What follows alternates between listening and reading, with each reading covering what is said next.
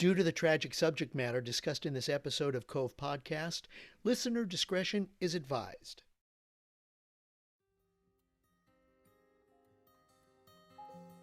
I posted this on social media. It feels like it was yesterday, but this was a month after the tragic night at Borderline Bar and Grill. There was a makeshift memorial set up on the corner of Moore Park Road and Rolling Oaks Drive. Just crosses and photos and flags and flowers. So many flowers. And there were some easy up canopies covering these displays, I guess, so the flowers weren't exposed to the sun, or that people who were spending a lot of time there could have some cover. I was getting gas at the station across the way, and my daughter Everly, who was 4 at the time, looked out and saw everything, and she asked me what the flower tents were for. And so we walked over and looked at all the items that had been set up and left there, and she had never seen anything like it to that point, and she was very curious. And so I told her that a very bad man hurt a lot of very nice people, and so everybody who loved those nice people brought them flowers. And she said, "Oh." And she looked around and she took everything in, and then she asked me,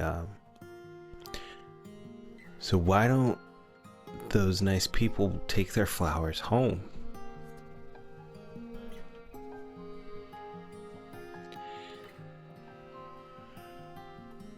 And I said, "Well, honey, we're going to talk about that someday. But not today."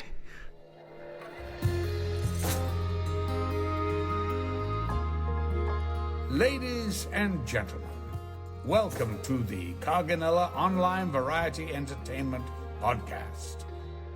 Here's your host, Paul Carganilla.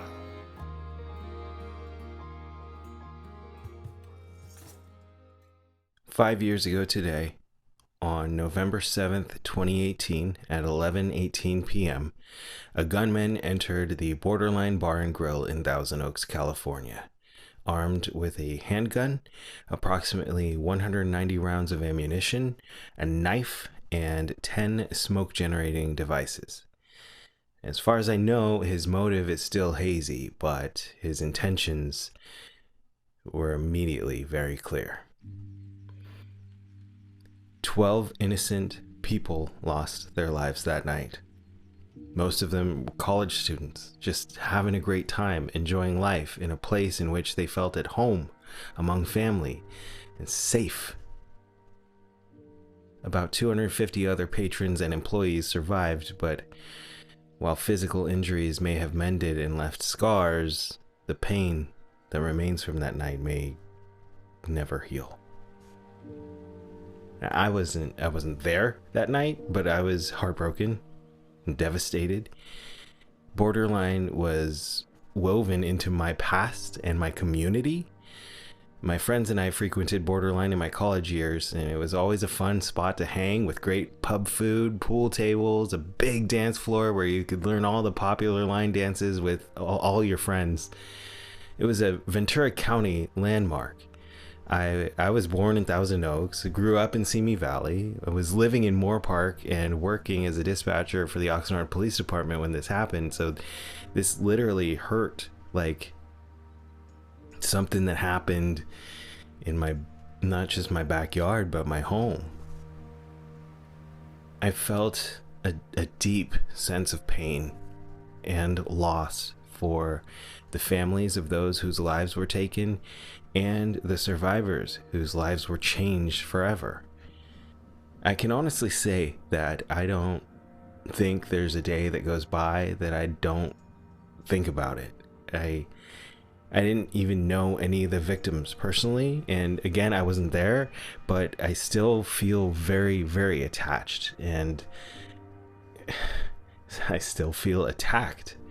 I feel violated. I feel hurt. I feel the sense of loss, and I feel dumb and unworthy of these feelings, and like I'm being selfish, carrying some sort of survivor's guilt for something that I wasn't even a part of or wasn't even attached to.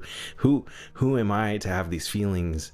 And when so many other people out there were so close to it and so connected to it.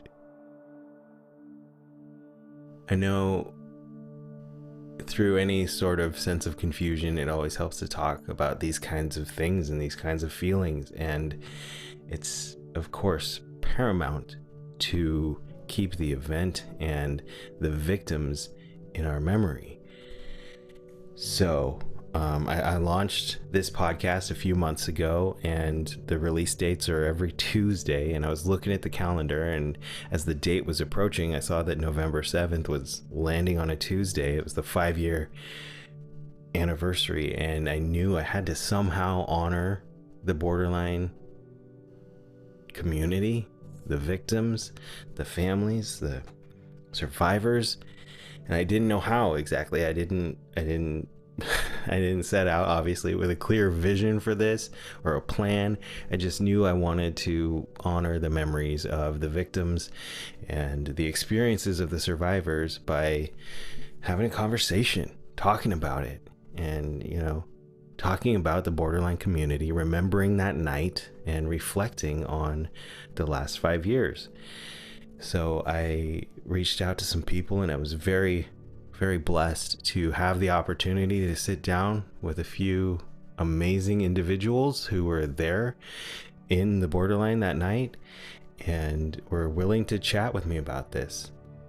You're about to hear from Alexis Tait, Emily Marostica, and Kristal Lynn Konzen, 3 incredible young women who were so gracious to open up and share their stories with us here on COVE. But before we hear about their experience 5 years ago, we'll discuss the borderline experience as a whole, the community, the environment, the feelings, and the love. Alexis was a regular for 9 years leading up to that night. She's a self-proclaimed borderline addict. I found out from it from one of my friends, and because I was going through like a hard time in my life, because I was going through like a really horrible breakup, and I didn't want to go out and do anything. And he goes, "Oh, come try this. This is really fun. It's a great community. You'll love it." And I was like, "Yeah, I'm from Simi. We love country music, so why not? Like, let's do it." So I started going, and then I just became addicted.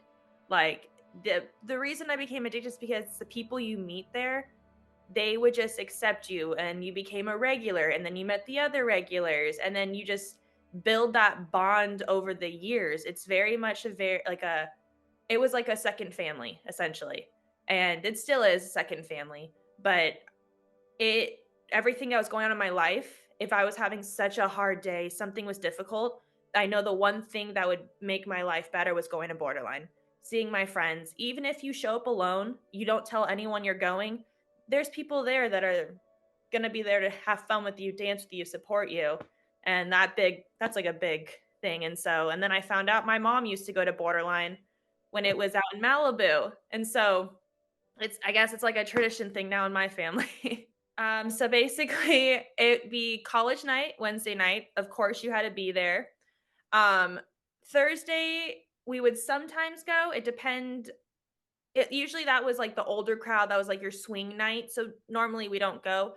But it was Wednesday, Fridays, even if there was like concert event, we were there. And of course, Saturday nights was like the big thing. Saturday nights was the place to be. So it was like consistent. Like our friend group, if we didn't talk, we knew Wednesday, Friday, and Saturday, we all see each other.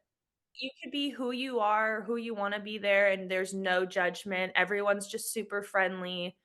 I just feel like when you would walk in, if you had something wrong with you, you walk through the doors, it's gone. Because that environment just makes you feel whole, like a piece of you is missing and now it's put back together.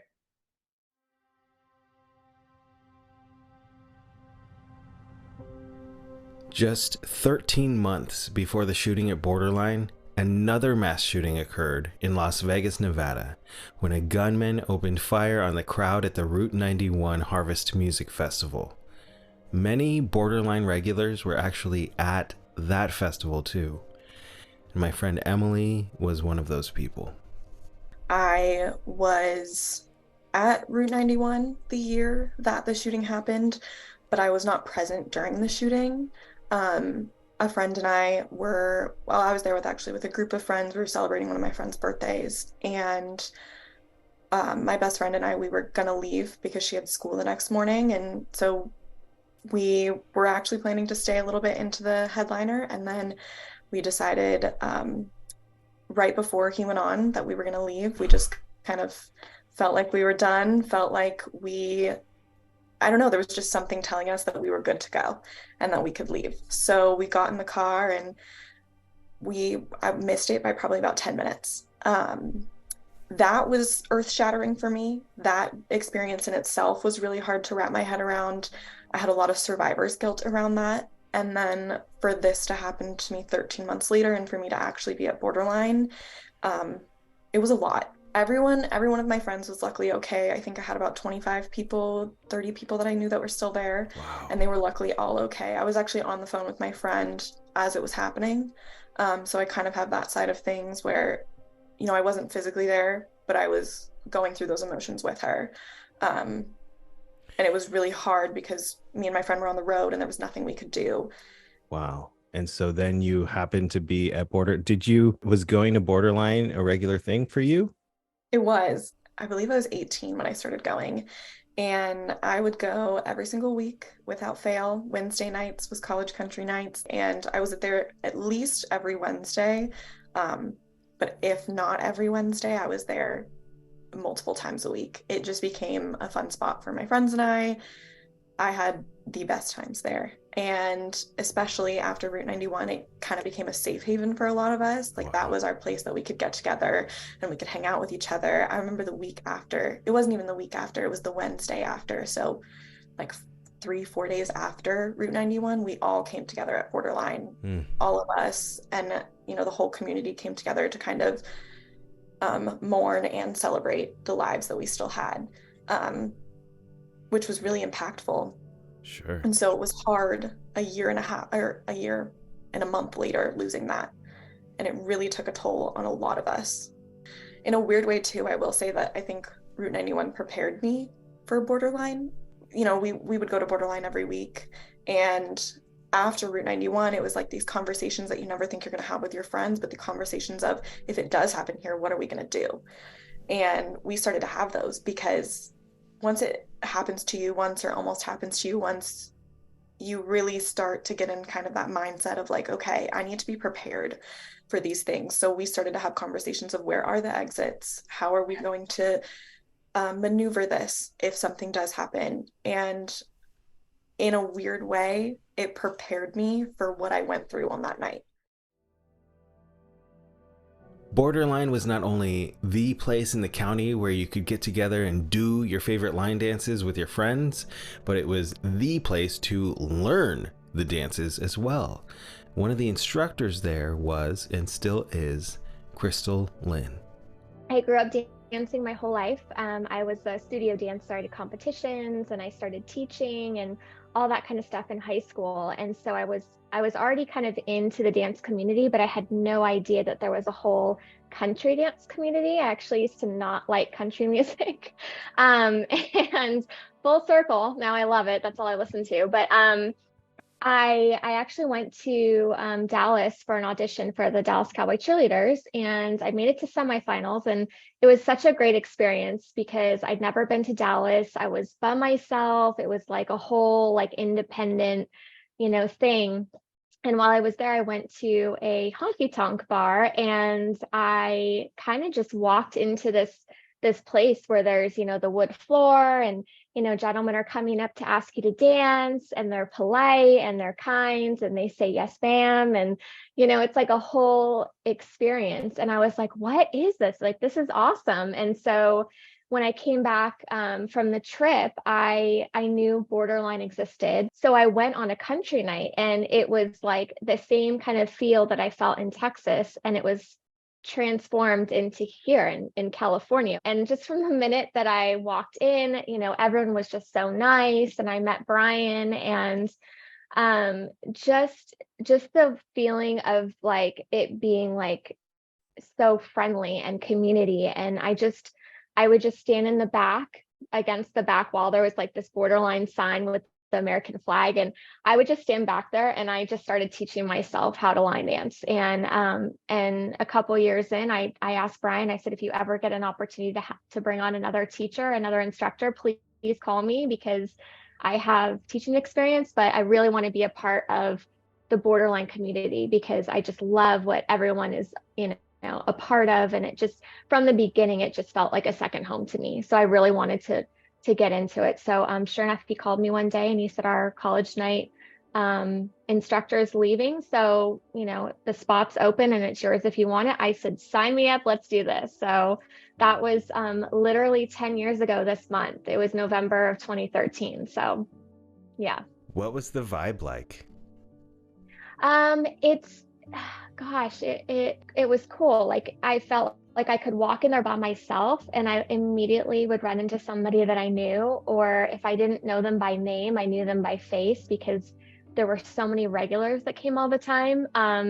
It was fun. It was happening. It was like just such a great vibe because everyone was just really happy. Like it was just such a fun thing, like just the whole experience and all the people that you meet, it is a core memory and it is something that, I hold very close to my heart. And I feel like borderline, everyone that I've met there and, either taught lessons to or became friends with or whatever, like they're a second family to me, like hands down. So it is really special.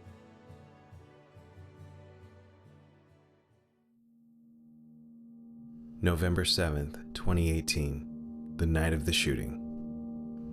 Alexis recalls how she and her boyfriend weren't even planning to go that night. It's actually a funny story. We were at our birthday dinner because our family celebrate our birthdays later. So we were at Duke's in Malibu before. And because we left dinner early, I always would keep my pair of boots and shorts in his trunk just in case we happened to go. And we're driving through the canyon and I wanted to go home and go lay in bed because I was exhausted from dinner. But he was like, it's early, let's go to Borderline. And I was like, okay. And I texted my friend Christina, who is no longer with us, and texted her and said, hey, are you working tonight? Because she was in Texas visiting our friend Greg. And she goes, yeah, I'm working. So I was like, great. Another reason. I was like, I'll be right there. And I remember pulling up and she's standing outside and we'd always do like the run up hugs and I'd always run up and I'd hug her. And she'd always do like the tap on my back kind of thing. So I actually have a tattoo right here where she'd always tap on my back. And I give her a giant hug. I said, what are you doing here? And she said to me, she goes, well, I just got off the plane and I bought a new car. So I have to pay off my car somehow. Yeah. So she was there that night. Wasn't supposed to be. Really wish she wasn't. But so we walked in, said hi to her. And because we were good friends with her, we never waited in line. So there was always like a line, but because I knew I was good friends with the person in the front and the security guards, you would just you'd cut the line and you thought you were like the coolest kid ever. And so we go inside. And it is dead. I've never seen Borderline like as empty as it was that night. And because of how it wasn't busy, our friend group actually got to go play pool. And we never ever play pool because it's always busy. So our whole friend group, instead of being by the front where we usually are or on the other side in a giant huddle, our whole group was by the pool table playing pool. And never. All the guys were hanging out there, were taking photos. It was really nice for it to be as slow as it was. And our friend Kelsey was DJing. And so if you're friends with the DJ, you could actually hear what you want to hear and you can tell her the request of songs that you want to hear. And I walked up to her because my favorite dance, which was the dance that when it was going on, was called Asking Questions. And it's a very fast dance. And I feel like I get all my cardio steps in whenever that one's playing. And my boyfriend wasn't wanting to dance all night, but he's a big Chris Brown fan. So I walked up to Kelsey and I said, hey, for Asking Questions, can you play Chris Brown? And she goes, yes, I know what song I want to play. I don't talk about the name of the song because it like hits hard, but I remember our whole friend group, half of them went on the dance floor because Chris Brown came on, and we were, so if you ever been inside Borderline, the registration area is right here. Then you have like the sitting area and the fire pit, and then there's a dance floor right here. We never danced right there. So we were dancing right there because it's easy for us to run back and forth to the pool table because the pool table is right across the way. And it was Harrison, my good friend Ben, and I, and our other friends were like, yeah, no, we're going to stay over there and play pool because they were very into their pool game. And we're sitting there and we're having so much fun because the song that's on is like, it's quick. So you're like having fun and you're spinning around. And then we hear like what I thought and what everyone else thought was speakers popping. It was like pop, pop. And we're like, okay, we're used to that because whenever the music gets too high or loud, popping would come. So it was nothing. And then all of a sudden you'd hear screaming. And I like looked over and Christina was at the stand and I watched her go down and I froze. I was like, that's not popping. And then that's when everyone started realizing, okay, that's not speakers popping. There's someone in here with a gun. And all you see is people screaming and running, and I'm frozen still. You think that your brain's gonna click and be like, okay, fight or flight, what am I gonna do? No. You always think, and the situation happens to you, what are you gonna do? And I always thought I would run, but I froze. I didn't know what to do. I froze. My boyfriend took off. My good friend Ben, I call him my hero, tackled me and protected me with his body. So I'm on the dance floor and his body is over me. And then as soon as he's like, because he's watching for me, because I've known Ben since we were like little, so we have like that special bond. And he once he sees the shooter go into the bar, he looks at me and he says, I need you to run. I need you just to book it out of here. Crawl on people if you have to, break windows if you have to. He goes, I need you to get out and do not look back. Just run. And I couldn't understand what he was saying because your brain is like in a fog. You're like, what are you saying? He goes, just run. And there's people laying on the floor, just laying there, like on top of each other. No one's moving. And you can hear people saying, what are you doing? Get up, go. And then you see people like taking the chairs and breaking the windows so people can get out. I heard, still like get goosebumps. Sorry. Take your time. Sorry. I heard my boyfriend, he was at the back door, like screaming my name, like not knowing if like I was still trapped in there. Hello. And I got out and I like hugged him because I didn't know if he was trapped in. He didn't know if I was trapped in there. And all he said was me, he goes, I love you. He goes, but I need to go get more people. Like he goes, I need to help them. And I kept telling him, please don't go back in. Please don't go back in. Like, I was like, I can't do this. And he said to me, he goes, there's those hills right by the parking lot. He goes, I want you to go in those hills, hide behind a bush. He goes, and do not get up until you hear a cop, until you hear something. He goes, you stay low, you hide low, you don't move. At this point, I didn't know that I was bleeding down my back because I guess I like ran into glass or I don't know what happened, but I had blood dripping down. And he was like, are you okay? And I was like, I couldn't feel it. So I was like, I'm fine. And I kept saying like, where are my friends? Where are my friends? Like, I didn't know where any of like my guy friends were or anybody. And he said to me, he goes, if I find them, I'll tell them where you're at and someone will come be with you. And I was like, okay. So at this point, I'm running across the parking lot and you see people running left and right. People like, you see them jumping out of the building and the building is high up. So when that glass gets broke, it's not just an easy down. It is deep down because Borderline was kind of lifted up on a hill. So if you're jumping out of the window, you're going down. And all I'm seeing is people flying down, like not caring if they're breaking anything. People just going. You're hearing screaming. You're hearing it. It was just the worst thing you can ever possibly hear. And then I'm running up the hill. I'm like hiding down behind a bush. And I'm seeing some people saying, anybody here? And I'm like telling them, come over here, come over here. Like, I'm like trying to protect them and I'm like getting down. And then my good guy friend or best guy friend, Dylan, is like screaming my name. He goes, Alexis, Alexis. And then I I'm like, I'm right here. And then he like hugged me and he started crying because he was actually at Route 91 as well. So he was at Route 91 and now this happened.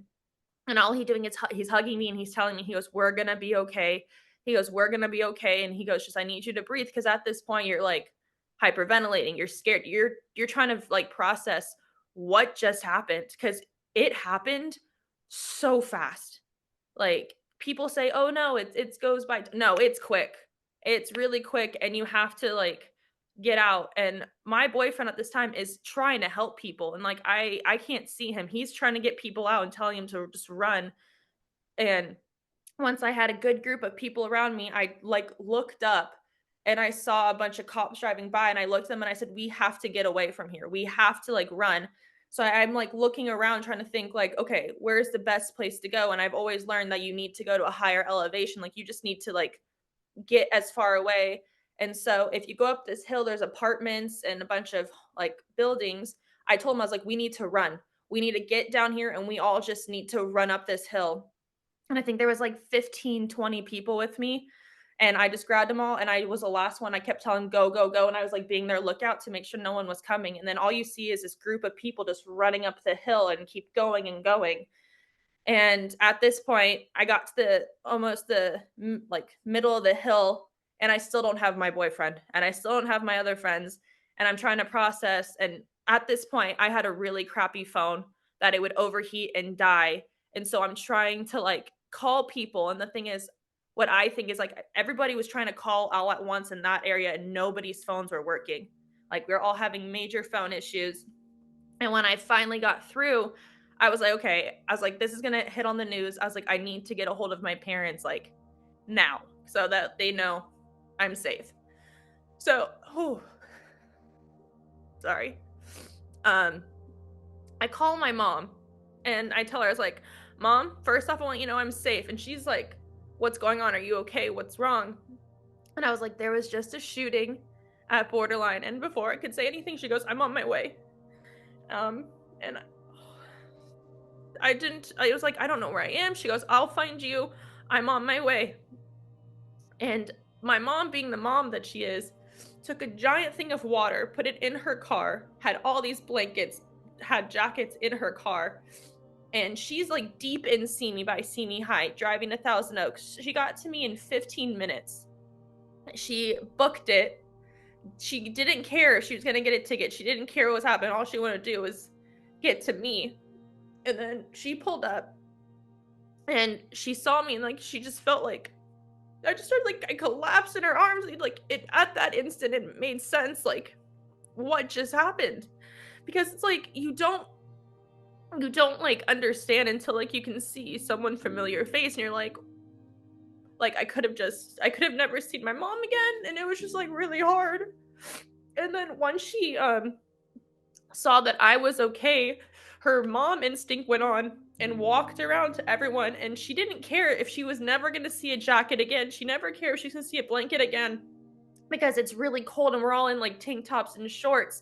She started going around and putting jackets on everyone, handing everyone a water, making sure they're okay, giving out her phone so people can call their parents to make sure they're okay. Because she said to me, she goes, I know that you're okay, but I have to make sure other people are okay too. And because I saw the shooter's face, cops pulled me aside and they're like, hey, we have to talk with you because we heard you were in close area. If you can give us a description that way. And at this time, we don't know if the shooter's down yet. We don't know anything. We at this moment think he's still active in there. And so, or if he ran out because they were like checking all of us before we can officially leave. And I said, yeah, okay. And when I get down to the bottom, I gave them my description. I tell them exactly what I saw, what he was wearing, because my boyfriend hates it, but I have a very good memory and I have a very key, I can remember something from head to toe. And I talked to them and they're like, perfect. Thank you so much. They're like, we got him. He's done. We're going to take you down to where all the other people are.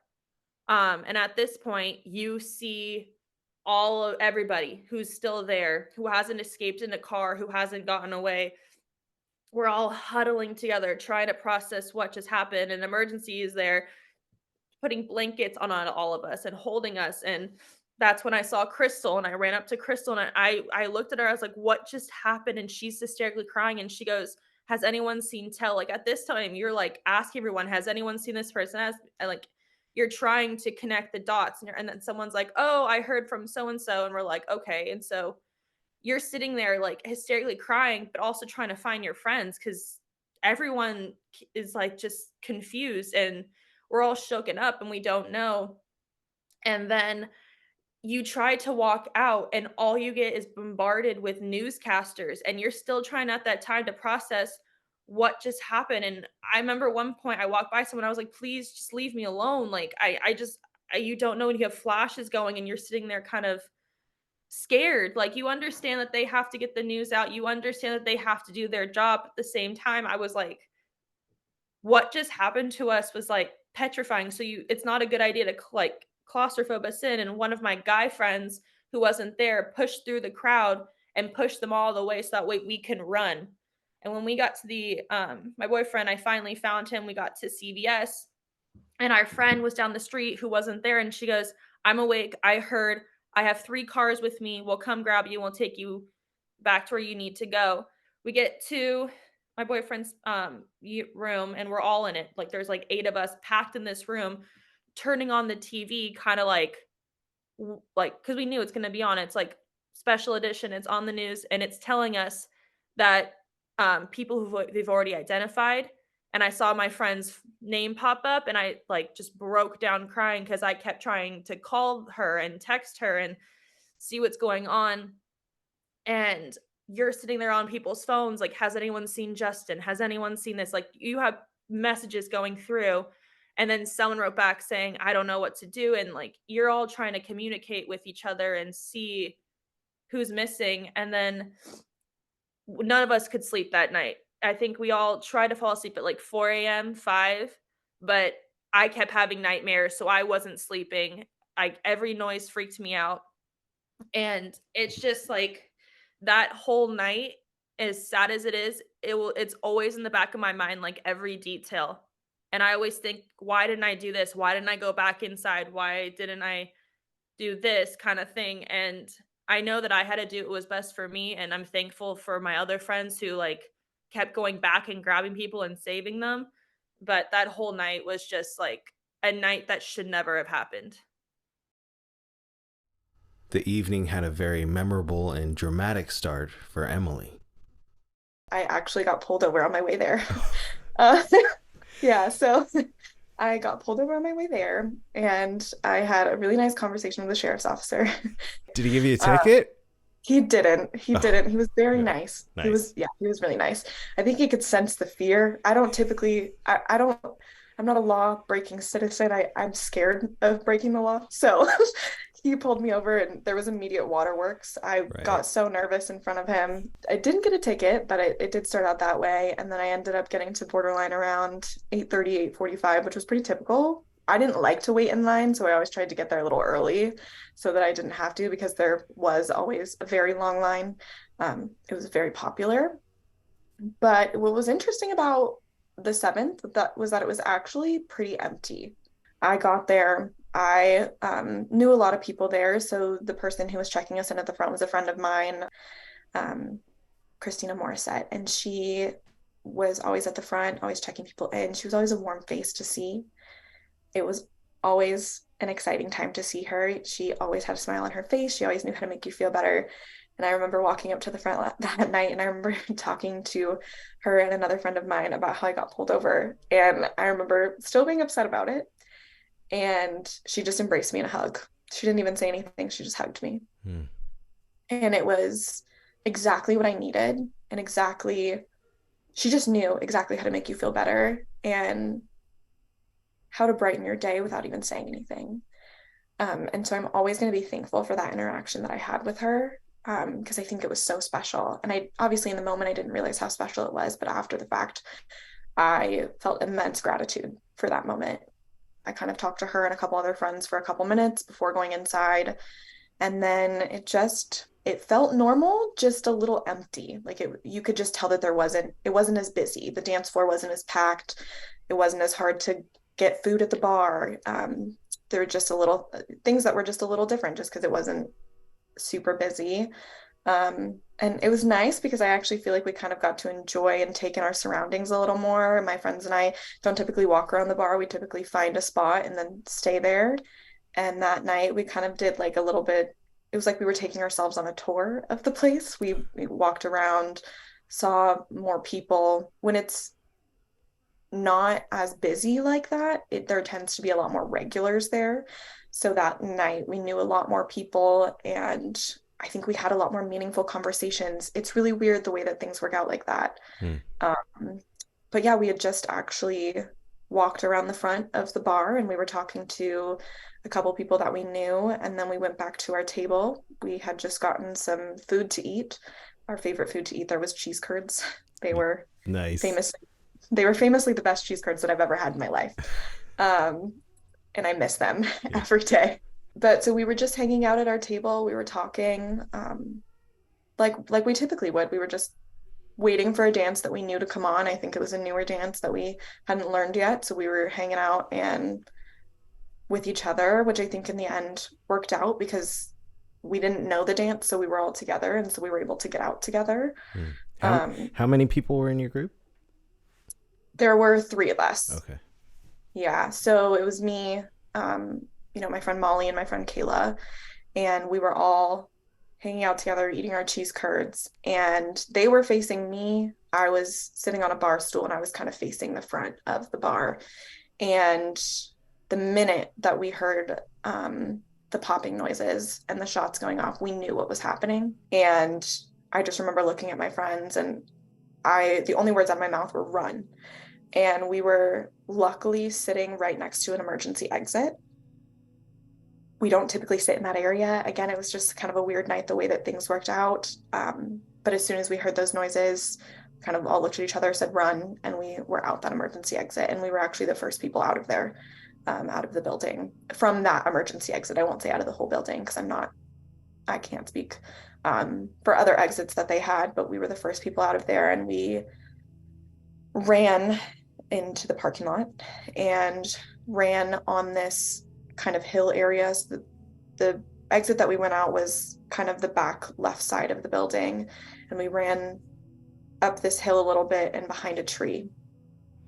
And from there we were just kind of trying to figure out what was happening. We could hear the shots inside. We could hear, it was chaos at that point. There was people getting in their cars, people driving away, people running, people doing anything, trying to get as far away as possible. And unfortunately for us, we couldn't get to our vehicles. They were on the other side of the building in a back lot. So that wasn't an option. It was not, can we get to our car and get out of here? It was, how far can we run, or how far can we get out of this area? And we didn't know what was happening. We didn't know where the person was or the people were, because at that point you don't know how many people there are. So we ended up taking cover behind like an electrical box. And I remember dialing 911 and the line being busy.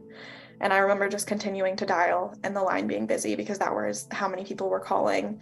And I think in the moment, I knew that they knew what was going on, but I needed an activity to do, like I needed a task to do. So I just kept calling. I think I called probably 10 or 15 times and I never got through. And then I ended up trying to call my parents, and then my brother, and then my friends. And notoriously nobody answered me. But that was okay. At that point I was out of the building, and then it was me and my 3 friends, and then this guy that were behind this electrical box, and he was kind of shielding us from everything that was happening. And then all of a sudden I remember him jumping out in front of traffic, and I remember him stopping a car, and he told the vehicle, like the driver, what was happening. And he said, I need you to take these girls and I need you to get them as far away from here as possible. So we got in the car with this guy. I still don't know who he is to this day. Never found him. Wow. Yeah. Just a nice citizen that stopped and helped us. So we piled in his car and he drove us to an apartment complex up the way. We just thanked him profusely. We were like, thank you so much for getting us out of there. And then there was probably a group of 15 or 20 of us that ended up in that apartment complex that were all talking with each other. And there was some people in an apartment that heard us, and they opened the door and they said, like, what's going on? Are you guys okay? And they actually ended up letting us into their apartment so that we could kind of take cover there. And I remember them turning on the news for us so we could see what was happening. in that time too, I was ended up communicating with my parents and was trying to figure out how they could get to me and how we could all get out of this situation. Kristal Lynn was working as the dance instructor that night. I have a day job too. So I work my day job that Wednesday. And we had a after work event. I'm part of a charity employee network group.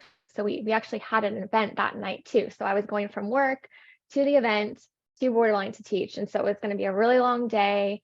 And I was like, I just could not wait to go teach because I'm so happy teaching and dancing, and that's my thing. So I was just looking forward to that. And so I got to the bar and I walked in and I said hi to some friends and, just kind of caught up with some people as I walked in like I normally did. And I would teach a lesson at 9:30 and then I do one at 10:30. So I taught both my lessons.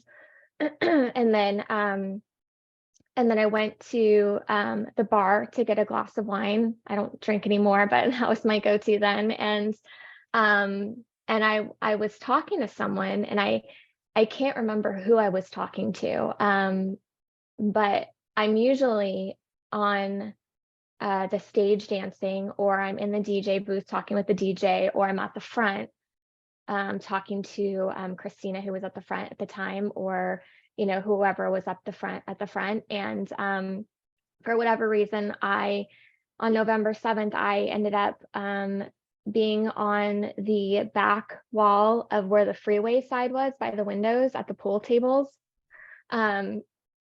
I don't remember who I was talking to, what we were talking about. I have no idea, but for whatever reason, I was standing there and I had a clear view of the front door. So I saw the gunman come in. I just remember like seeing him and feeling in my gut that something was like terribly wrong. I don't know what it was, like intuition, God, I have no idea, but just something felt wrong and I didn't recognize him. And normally I recognize everybody. I'm very familiar with everyone, even if I don't know them by name, I know them by face. And I just I just remember hearing the gunshots, and then I remember seeing like the flash from the gun going off, and my brain has just blocked off, details, which is probably for my own safety.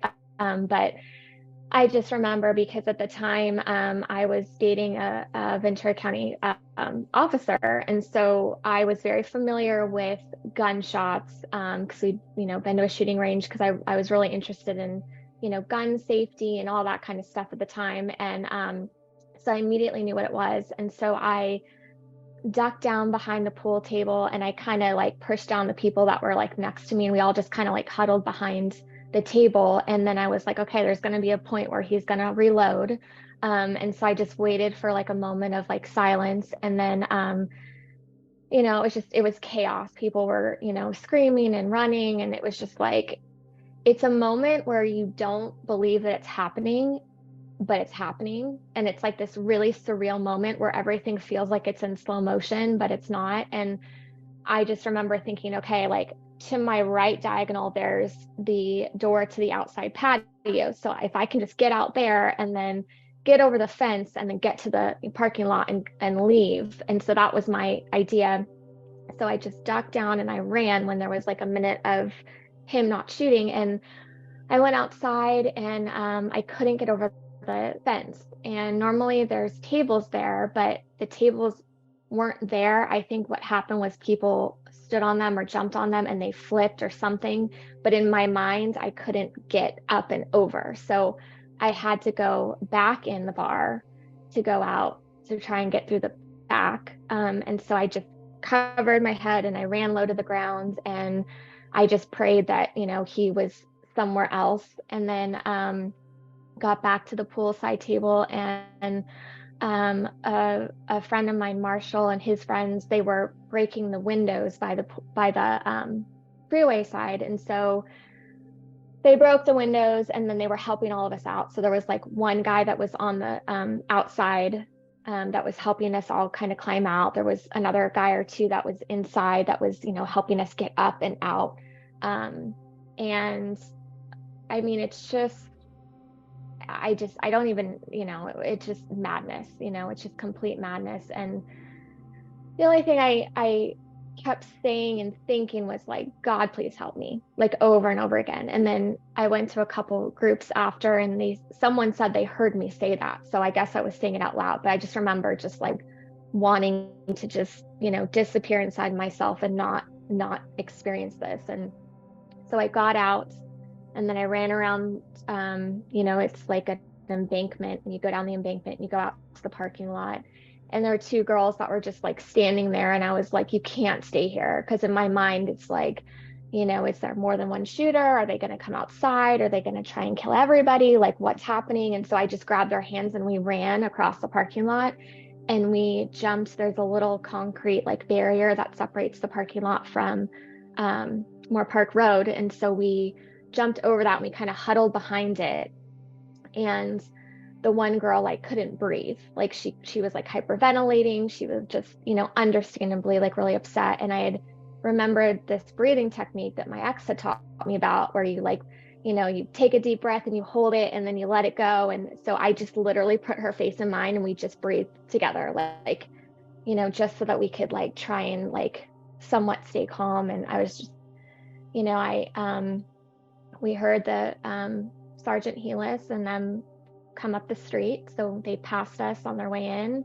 And then after that, it was just, not knowing what had happened, why it happened, who was dead, who was hurt, were, my friends going to be okay? Because I had so many friends and like promoters, we had a group of promoters that, were there every single Wednesday. They're like my kids, and then I just, we just kind of waited, and, more police came, and, I finally felt like safe. I'm very appreciative to law enforcement for coming to our aid that night. I think a lot more people could have died if they hadn't gotten there so quickly.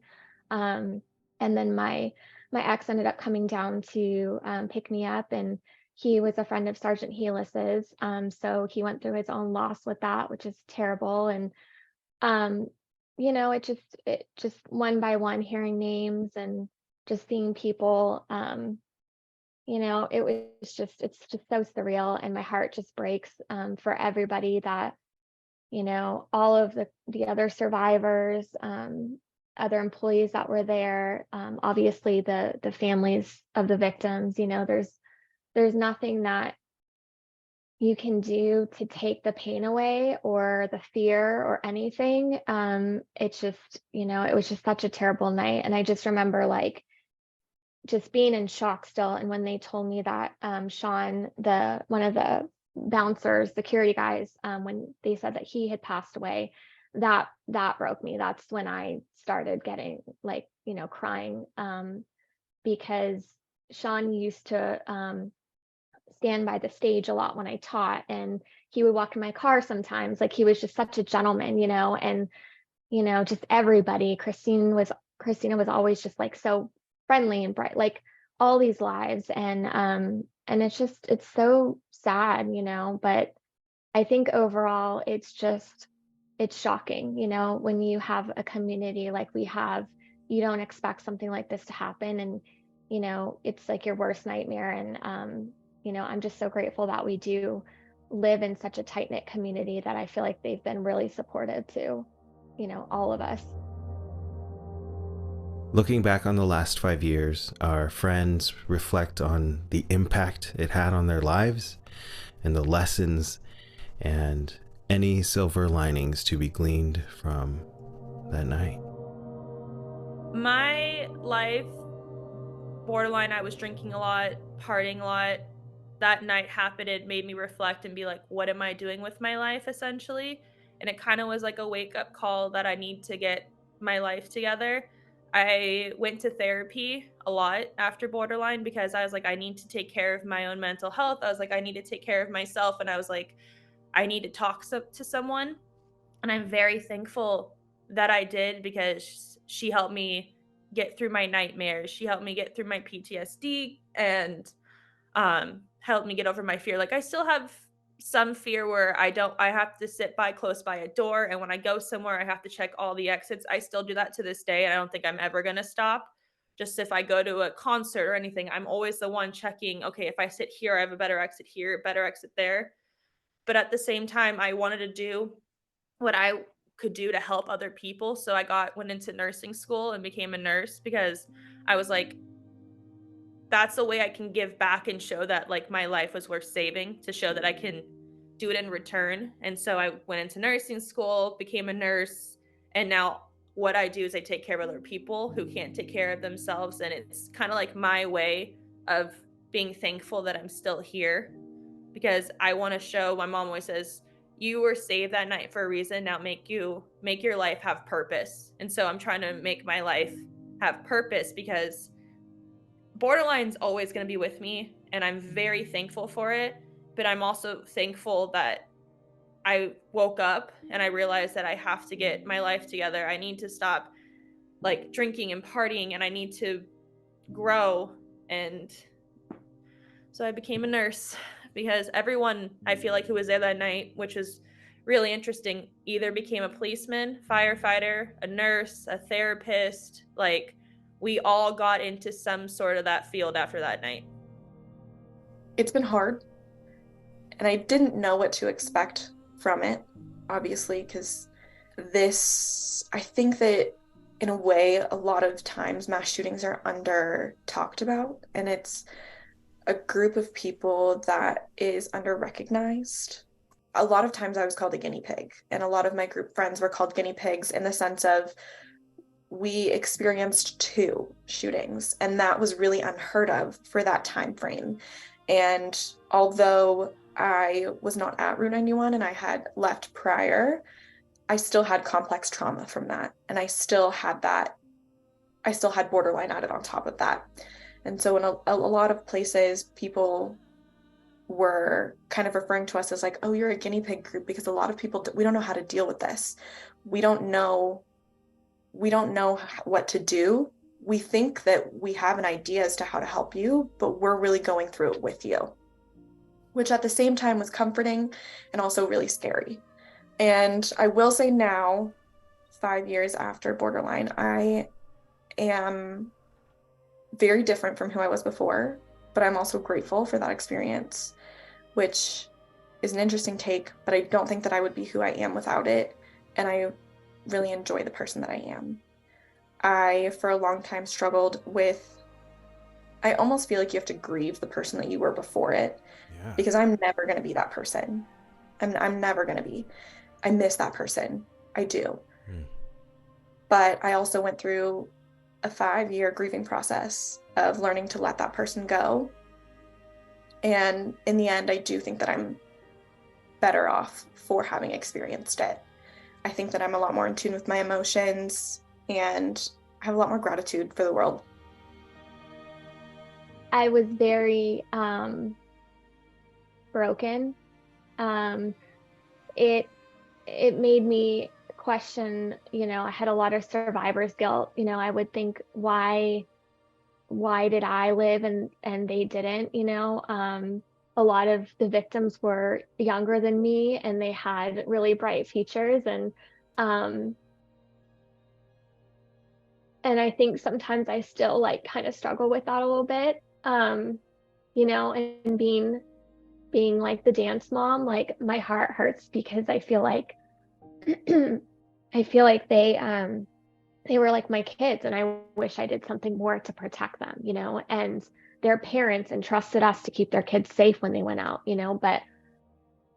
but all of that is just normal human feelings and things like that would happen to anybody, I think. And so the first 8 or 9 months after, I was really struggling personally. I went through some really unhealthy ways of coping, and I asked for help, and I ended up going to EMDR therapy, seeing my therapist more often, talking about it. telling people that, hey, I'm not okay, because right after it happened, I tried to be there for everybody else and put on like the shiny, happy face that everything's fine. And inside I was not fine. So just being really aware of like my mental health. I ended up getting sober. Just a lot of things. I feel like, I was given a second chance for whatever reason. God, whoever, decided that it wasn't my time yet, and that I need to make the most of my life, and I need to do the best that I can and show up for the people in my life, and just know that I can't control everything. But I can control, how I take care of myself, and then how I can help others. So it's just, it's a reality check. We don't know when we're going, so you have to make the most of it every single day. And I feel like, we've really all risen above, such a dark time. I feel like, for me personally, I feel like I'm living life more fully. I feel like I'm living life and not just existing, and it's a lot more fulfilling to me. 2 days after the shooting, I went on Facebook and I made a borderline survivors group. That way everyone can stay in contact with each other, because no one knows what you're going through unless someone else is there with you. And so I knew for my own well-being that I needed support from my community. So I went on Facebook and I put a list. It's very private. If you go online, you can't find it. I made it very private. That way it's only for the survivors and some of the victims' families. That way we can all communicate. So like if anyone's having a low time or having a hard time, you can post on that, and the response you get is immediate. Like people are responding to you. If you like are in a dark place, someone will be like, here's my number, call me. And there's meetups. Like we have a little private group, and I'm very thankful that I made that, because we all stay in contact till this day. And I think when you go through that shared experience, it kind of bonds you forever. And you have a new friendship, a newfound friendship. And whenever we're having hard days, it's really easy to just go to each other, and you don't have to explain anything. You just get it. Silver linings are things like bonding us closer as friends. I know that we can all be a little bit more real with each other now. Like if we're struggling or we're having a bad day, like there's just a lot more compassion, I think, and we get to know each other on a deeper level.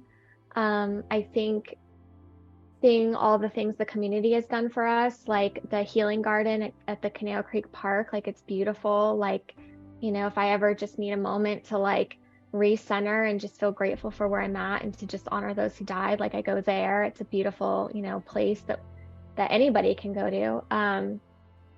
I think just seeing our resilience, that even through such a tragedy, like we've all been able to like come to the other side and not let evil win. All the survivors, all the victims' families, I have no words to put in how like a tragic event brought us all together, and we're still as tight as we could be. And just know that, we can't change the past, but we can, change the way that we treat others in the future. And, I think it's a good self-awareness on mental health. I think that's a really important issue that kind of weaves into this whole story too. So not just for me, but for, everybody.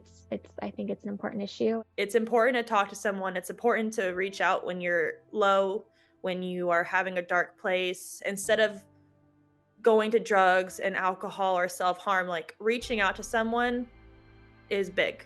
It's okay to let your guard down and talk to someone when you're low. Like mental health is like a big thing, especially after something tragic. It's always going to be with you. It's always going to be in the back of your mind, but it's not going to hurt as bad is what I'm trying to say. Like I'm still hurting. Part of me is still broken. I'm never going to be who I was before the shooting, but talking to someone made me realize that my life has purpose. I think the best way to honor them is to just like live in the present just appreciate all the things that we have, appreciate the people around us, appreciate the community, appreciate dancing, just all the things, the different facets that make, Borderline such a family. I know that they would want us all to just continue to dance and to be friends with each other and to just keep pushing forward and being resilient, even when some days it's really, really hard. And for the victims' families, I cannot even imagine the pain that they go through. Just knowing that, they're missing a chair at the table. And so I pray for them too. I hope that they find some acceptance, what you can, knowing that they're, hopefully in a better place, and that their lives meant something to people. Whether you're tuning into this episode on your favorite podcast platform or watching the YouTube video, I hope you're able to take a moment to pause with us to remember the 12 victims of the Borderline Bar and Grill shooting.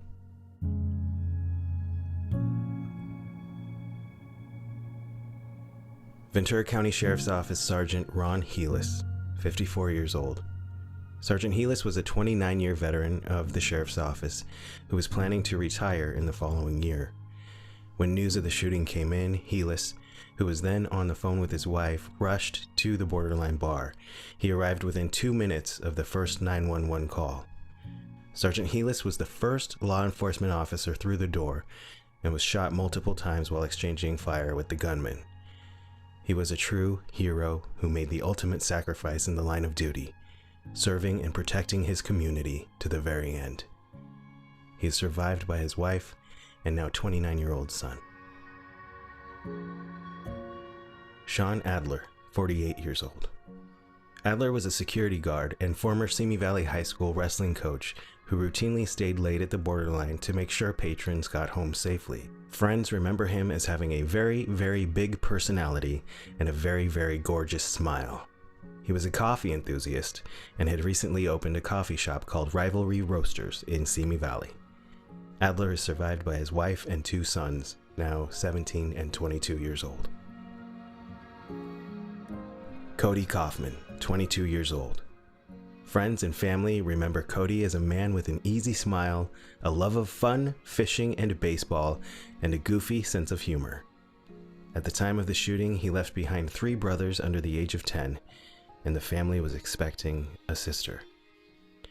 Cody loved sports, played baseball and football, and he frequently went fishing with his father, Jason, who told the press that Cody was in talks with Army recruiters on his way to fulfilling his dream of serving in the U.S. military. Blake Dingman, 21 years old. Blake was a former high school baseball player at Hillcrest Christian School, where his coach said he had a magnetic personality. Blake was attending Moorpark and Ventura colleges taking electrical classes and was very excited about the great future ahead of him as an electrician.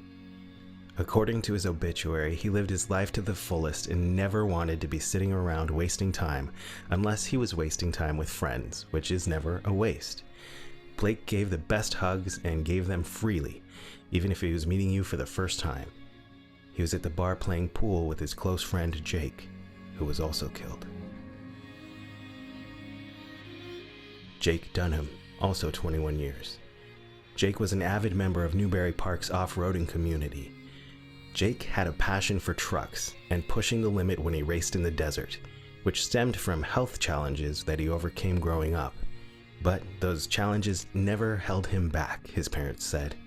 According to his mother Kathy, he did everything anyone else did, and he probably did it better. It never slowed him down. He rode a dirt bike like nobody else. In fact, a lot of his friends didn't want to keep up with him. Elena Housley, 18 years old. Elena was the youngest of the Borderline victims. She was a freshman at Pepperdine University, planning to study law. She was a standout student and a really good kid who played multiple musical instruments. Elena's parents have launched a nonprofit in her memory called Elena's Voice, providing mental health resources to those in need. According to the website elenasvoice.org, she lived, laughed, loved, read, smiled, and sang. She had a kind heart, a gentle soul, and was so giving. She coached children, volunteered to serve veterans, and helped everywhere she could. Daniel Manrique, 33 years old. Daniel was a Marine Corps veteran dedicated to helping other military vets readjust to civilian life. He was deployed to Afghanistan as a Marine Corps radio operator in 2007. After serving for 6 years, he returned to California and had recently landed a regional management position with a veterans nonprofit called Team Red, White, and Blue. The eldest of 4, Manrique dreamed of launching his own brewing business. His brother Marcos described him as selfless, saying he just wanted to help this country. Justin Meek, 23 years old. Justin was a choir and a cappella singer, as well as a Borderline Bar and Grill employee. He was a recent California Lutheran University graduate and got his bachelor's degree in criminal justice. The university president, Chris Kimball, said in a statement that he lost his life while heroically trying to save others. Justin also worked with Channel Island Social Services, helping children with developmental disabilities. He was planning on joining the U.S. Coast Guard. His sister, Rose, also worked at Borderline and survived the shooting. Telemakis Orfanos, 27 years old. A bushy-bearded Navy veteran known to his friends as Tel, Orfanos had already survived the Route 91 Harvest Festival in Las Vegas the year before. He worked part-time as a security guard at Borderline, and he was off duty that night but came to the bar to be with his friends. He helped others escape the gunfire, but then ran back into the bar. Friends say Tel owned a guffaw of a laugh and a crooked smile he showed off constantly. He could and did talk to anyone about anything.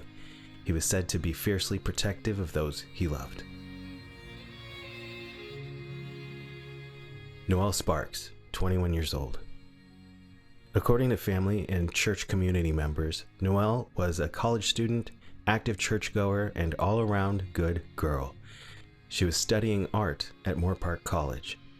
Noel was a frequent patron at the Borderline Bar, where she celebrated her 21st birthday a couple months before the shooting.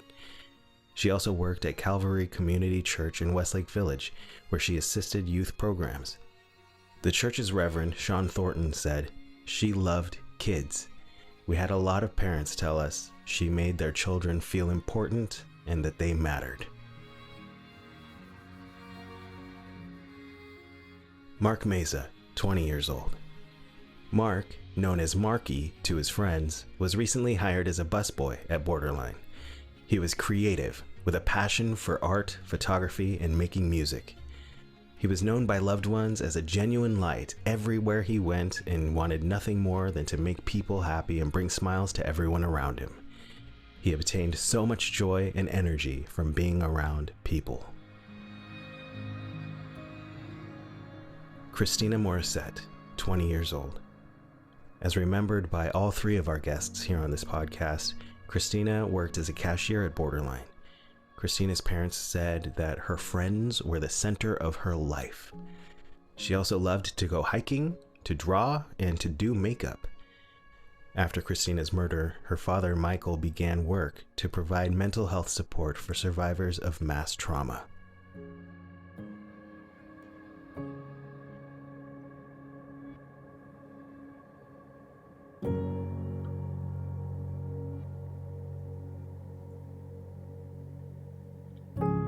I'd like to express a huge thank you to Alexis, Emily, and Kristal Lynn for their selfless kindness and grace in participating in this episode. And a sincere and genuine thank you to everyone who took the time to listen, to reflect, and to remember today. It means a lot to me to be able to talk about this, and I encourage anyone out there who would like to connect with me or share your thoughts, please feel free to reach out. I'm at covepod@gmail.com. That's COVEPOD@gmail.com. And if anybody out there needs any sort of counseling or mental health support, I encourage you to please talk to someone. Don't hesitate. Find a provider in your area, a local nonprofit, or just reach out to a friend, a family member. Just know that you are not alone. I continue to pray for and keep the survivors, victims, and victims' families in my thoughts and in my heart. And I will close here echoing the sentiments already expressed by the guests here on this episode, in that I hope we can all continue to honor the victims and the survivors of not just borderline, but any mass shooting, by living in the moments that we have to the fullest, to sharing and spreading kindness and love at any and every opportunity, and to making each day count.